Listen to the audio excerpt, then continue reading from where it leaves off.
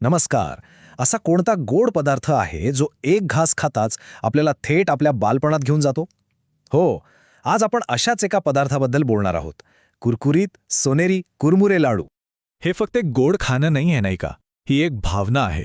खरं तर आपलं बालपण, सण समारंभ आणि त्या जुन्या आठवणी या सगळ्यांना जोडणारी एक गोड साखळीच आहे ही.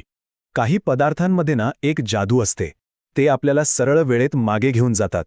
आठवण बघा बरं, मकर संक्रांतीचा तो दिवस किंवा शाळेच्या डब्यात आईने दिलेला तो कुरकुरीत लाडू. आहाहा. चला, आज त्याच जुन्या आठवणींना पुन्हा एकदा उजाळा देऊया. आणि या गोड आठवणींची चव तयार होते तरी कशापासून? तर अगदी साध्या, घरात सहज मिळणाऱ्या घटकांपासून. चला तर मग बघूया या जादूमागे नक्की काय दडलंय. तर या सगळ्याचा खरा हिरो कोण आहे माहितीये? कुरमुरे. हो, त्याचा तो हलका फुलका आणि कुरकुरीतपणा हीच तर या लाडवाची खरी ओळख आहे. पण ह्या कुरमुऱ्यांना एकत्र बांधून ठेवण्याचं काम कोण करतं?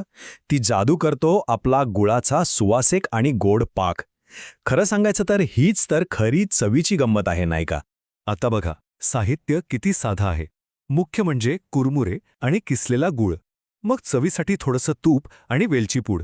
आणि हो, कुरकुरीतपणा अजून वाढवायचा असेल तर थोडे भाजलेले शेंगदाणे आणि सुकं खोबरं. हे ऐच्छिक आहे, पण चव भन्नाट येते. म्हणजे बघा, प्रत्येक घटकाची एक खास भूमिका आहे आणि म्हणूनच तर हा लाडू इतका खास बनतो. चला, साहित्य तर आपण पाहिलं. आता वळूया कृतीकडे.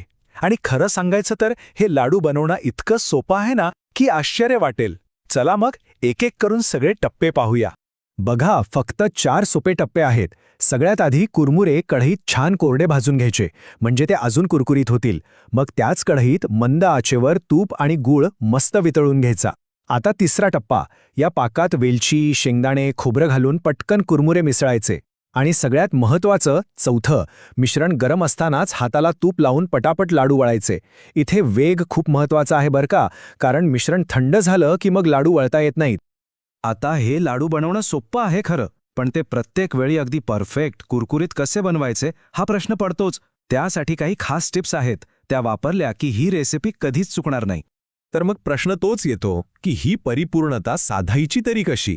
याची काही गुपितं आहेत का? हो, नक्कीच आहेत. तर ही आहे यशाची गुरुकिल्ली. एक चेकलिस्टच समजा हवं तर. सगळ्यात पहिलं, कुरमुरे अगदी कोरडे हवेत. थोडे जरी ओलसर असले तरी मजा नाही. दुसरं, गुळाचा पाक जास्त शिजवू नका, नाहीतर लाडू कडक होतील. तिसरं, मिश्रण थंड होण्याआधी पटकन लाडू वळा. वेळेचं गणित महत्त्वाचं आहे. आणि चौथं, तो एक्स्ट्रा कुरकुरीतपणा हवा असेल ना तर भाजलेले शेंगदाणे अजिबात विसरू नका. बरं, आपण हे लाडू कसे बनवायचे हे तर पाहिलं, पण एक महत्त्वाचा मुद्दा आहे.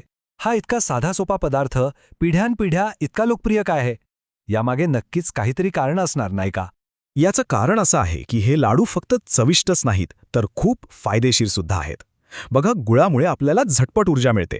कुरमुरे पचायला अगदी हलके असतात. आणि म्हणूनच खास करून मुलांसाठी हा एक उत्तम आणि बजेटमध्ये बसणारा नाश्ता आहे. पौष्टिक आणि चविष्ट दोन्ही एकाच वेळी.